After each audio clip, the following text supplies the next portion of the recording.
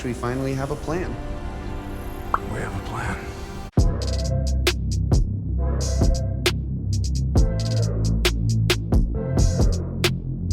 Welcome back, everybody. It's Hannah Saulic, the head of video here at CinemaBlend, with Sean O'Connell, our managing editor, who's got a hot take about some DC Studios news. So, Sean, I'm going to throw it over to you.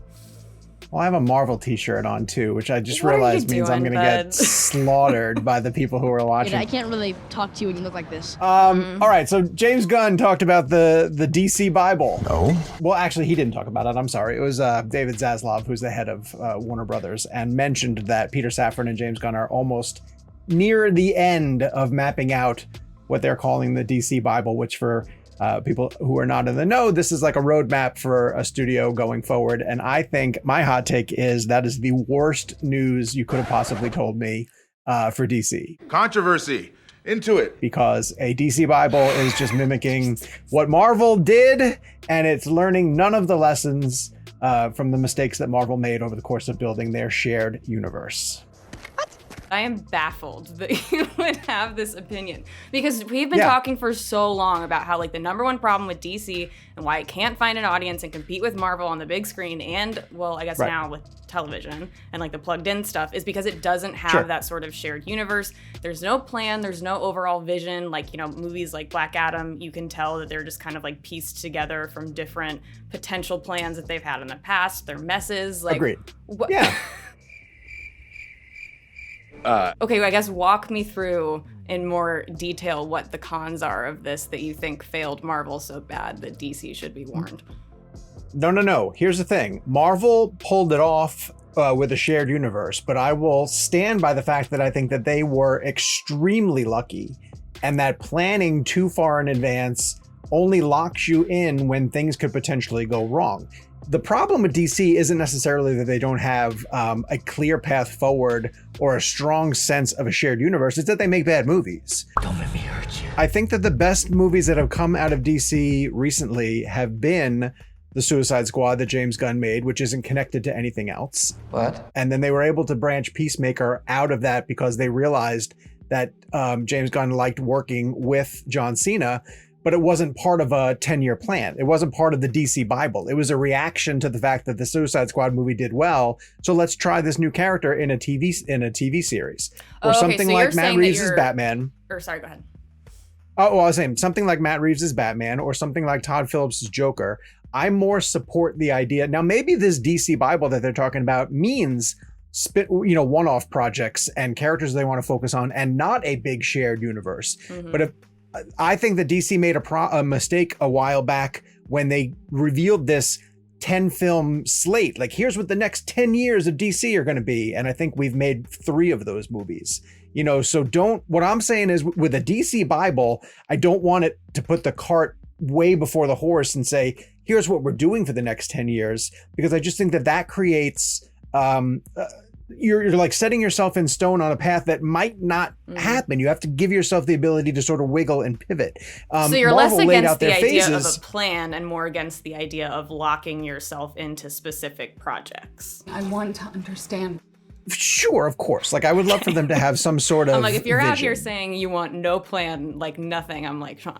Are you okay? No. I understand. But like the idea, like calling it the DC Bible concerns me a lot, right? Because that suggests to me, and again, we may hear what their Bible is, and it could be like, oh yeah, that makes a lot of sense. Yeah. But if they're sitting down trying to map out a roadmap for the next 10 years, I just don't think you can plan 10 years out. And, Marvel is, to keep comparing it, and I hate to keep doing that, but they're sort of feeling the repercussions of that right now. Like, Phase 4 is kind of a mess because it doesn't have we're building towards something the way Phases 1 through 3 did. Yeah. And now they're locked into a shared universe where people go into these movies and wait for them to connect somehow, or how is this going to branch into this, and where's that character going to go there? And like, Black Panther Wakanda Forever had a really solid a number of elements to it, but the things to me that didn't really work so well was like having to include Riri Williams because she's going to be part of Ironheart later, or constantly cutting back to Everett Ross and Julie Louis-Dreyfus because, they're going to be part of Thunderbolts in a bit. Like, just make good movies. Just make good, solid movies. And if the Bible says good movies... I think that like with Marvel specifically, like Kevin Feige's only one person, and like he was spending so much of his energy on the Infinity Saga, which we're all talking about as like the great blueprint for what DC is trying to do. But like to me, Phase 4 has almost just felt like, okay, obviously Marvel needs to like keep producing content. Kevin Feige was probably a little bit burnt out. He was probably just like, yeah, let's get another Thor movie going. We're obviously gonna have a Black Panther sequel. Like to me, that kind of seemed almost like he needs to go rest a little bit. Fine. Let me... And now we're coming back with like building to secret. Like I know that that's like, but he is a human, you know? You know what the problem with the metahuman is? The human part. Okay, yeah. There are still a bunch of questions that need to be answered before you dive into this Bible, quote unquote, which is you have another universe over here. You know, you have the Matt Reeves universe that's happening. You do have a Joker sequel that has been announced. You bring back someone like Henry Cavill. Like, which path forward are we doing here? Or is the Bible going to suggest that like DC is going to be a studio where multiple threads can exist and they don't have to cross over? I could totally see that. That's a possibility. Because like I was trying to find what this Hollywood Reporter article, what it exactly said, and they define the Bible for DC as being just a roadmap that outlines key characters and plot points.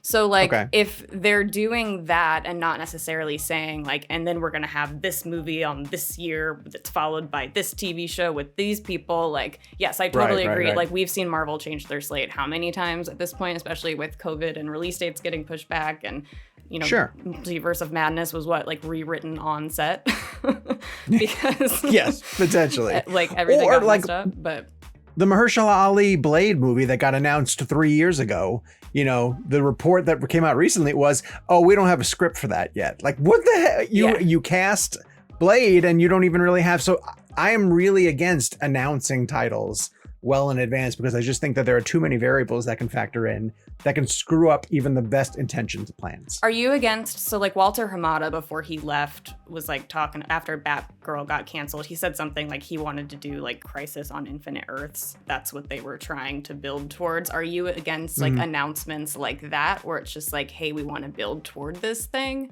Like, do you think that that's revealing too much? Because I guess like we should take this more from like we don't know what the DC Bible is. Like James Gunn, Peter Safran have not released that. But just from an industry perspective and like an audience perspective, like do you think that shifts any sort of general interest or gets more casual fans excited to see some of these movies? Like I have so many questions. I think you could do it. Let's use Crisis as an example. If you tell me that like for the next 5 years, the DC outlets, because when James Gunn talked about, you know, moving the big story forward, he included television and animation, and he wanted them all sort of flowing in the same direction.